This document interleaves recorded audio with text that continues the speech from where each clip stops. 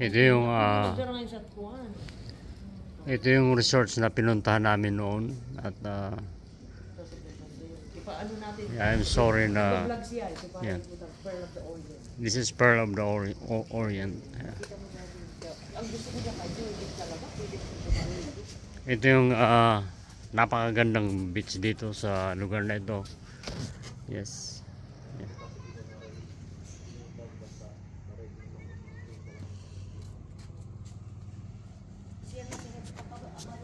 Sadto inila, kuray ini. Ano na ba ilagi? Bago ini, ginagi yan. Pagka di ko pasay.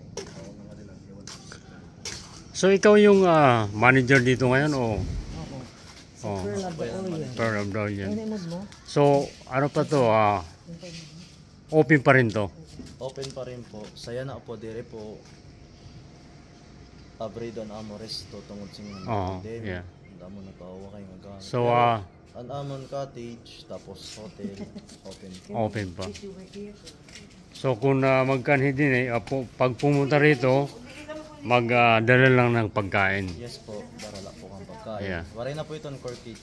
Okay, I see. Yeah. Pwede po. So talagang nag-close ito dito nung humina ang mga tao dito na pumupunta nung simula ng pandemic. Yes po, nagluya po So, sa pandemic. yep. Yep. That's a very nice resort. Ito yung pinuntahan namin noon nung 2018. Talagang napakaganda dito. Yeah. Ito yung mga cottage nila.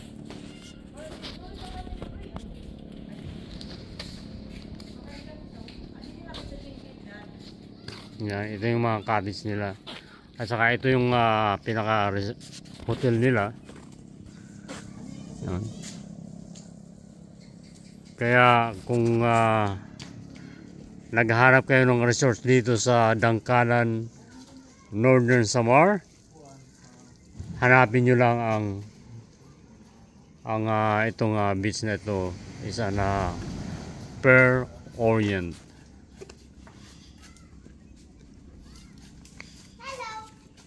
Ito yung sand. It's really fine sand. Wow.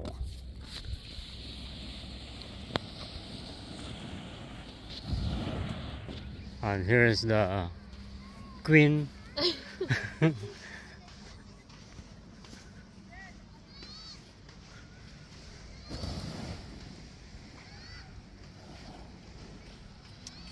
Ang pwede di uncle kay ano peaceful. Oh.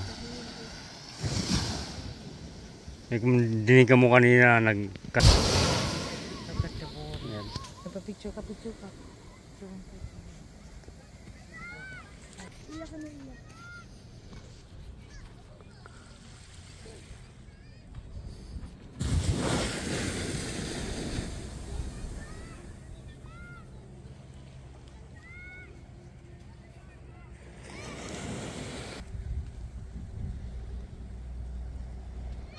Pearl of the Orient. Yep. Very nice hotel.